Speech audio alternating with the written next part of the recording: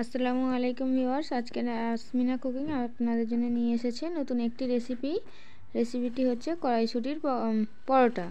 তা কড়াইশুঁটি পরোটার জন্য আমি 2 কাপ ময়দা নিয়ে নিয়েছি এবং 2 কাপ আটা নিয়ে নেব।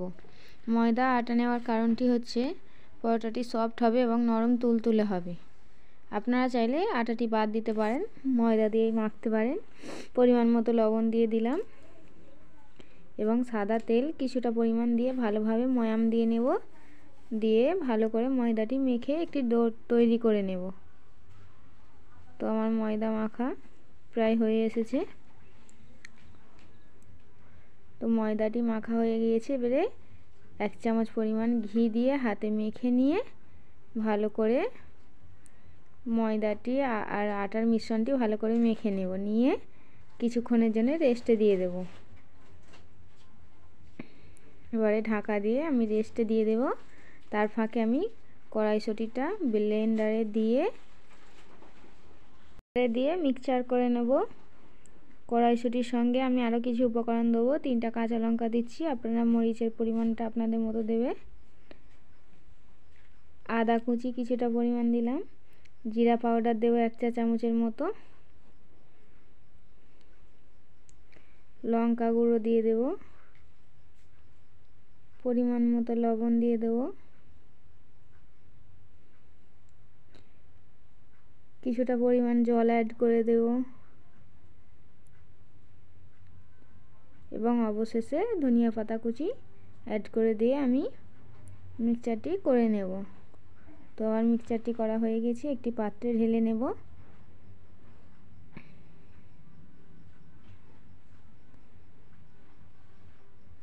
এবারে একটি ফ্রাই প্যান বসিয়ে দিয়েছি গ্যাসের উপরে, তাতে 1 চামচ পরিমাণ ঘি দিয়ে দেব। দিয়ে 1/2 চা চামচেরও কম কালা জিরা দিয়ে দেব। দিয়ে ভালো করে নাড়তে থাকবো। 2 মিনিট নাড়ার পর আমি কড়াইশুঁটি মিহি করে যে মিক্সচারে পিষে রেখেছিলাম সেটি দিয়ে ভালো করে একটি পুর তৈরি করে নেব। যতক্ষণ না কড়াইশুঁটি জলটা শুকিয়ে যায় ততক্ষণ এভাবে 8 থেকে 10 মিনিট নাড়তে থাকবো এবং শেষে 1 চামচ চিনি দিয়ে একটি পুর তৈরি করে নেব ভালোভাবে। তো পুরটি এরকম চারিদিক থেকে ছেড়ে ছেড়ে আসবে। পুরটি তুলে একটি প্লেটে ঠান্ডা করতে রেখে দিয়েছি। এবারে মেখে রাখা ময়দার ডোটি আপনাদের দেখাই। এভাবে আরও 2 মিনিট মেখে নিয়ে হাতে করে গোল গোল লেচির মতো শেপ দিয়ে নেব।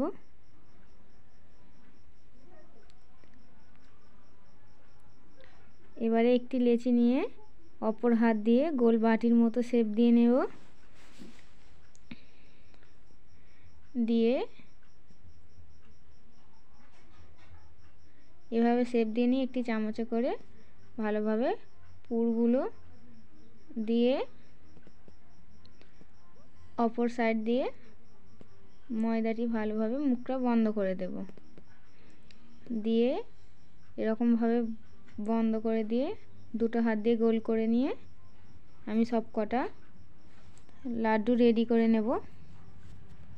তো আমার সব কটা লাড্ডু তৈরি হয়ে গিয়েছে। এবারে বেলে নেবার পালা। ধীরে ধীরে বেলে নেবেন, তাড়াহুড়ো করলে লিক হয়ে যেতে পারে, তাহলে পরোটাটি আর ফুলবে না।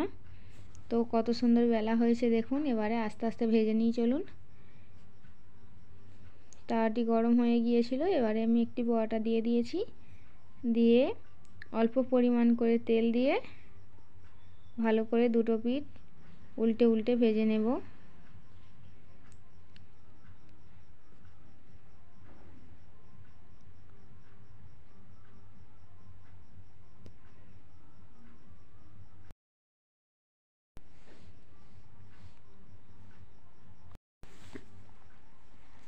এভাবে চারিদিক থেকে তেল দিয়ে ঘুরিয়ে ঘুরিয়ে আমি পরোটাটি ভেজে নেব। ভালোভাবে চারিদিকগুলো ভেজে নেবেন। এভাবে পরোটাগুলো আস্তে আস্তে ভেজে নেবেন।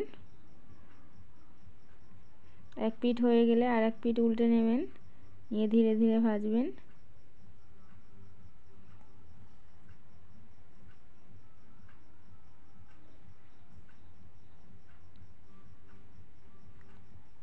দেখুন বন্ধুরা, পরোটাগুলো দেখতে কত সুন্দর লাগছে,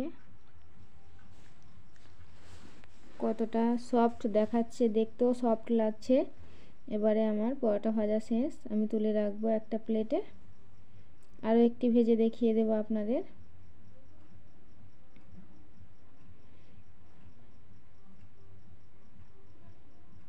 তো দেখুন বন্ধুরা, ফুলো ফুলো পরোটা, লুচির মতো পুরো।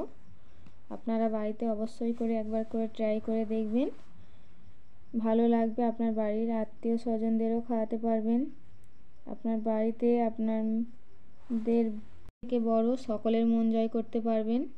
তো দেখুন বন্ধুরা, পরোটার ভিতরটা কত সুন্দর এবং বাইরে থেকেও কত সুন্দর। যদি আমার ভিডিও ভালো লেগে থাকে, লাইক, কমেন্ট, শেয়ার এবং অবশ্যই করে সাবস্ক্রাইব করে দেবেন।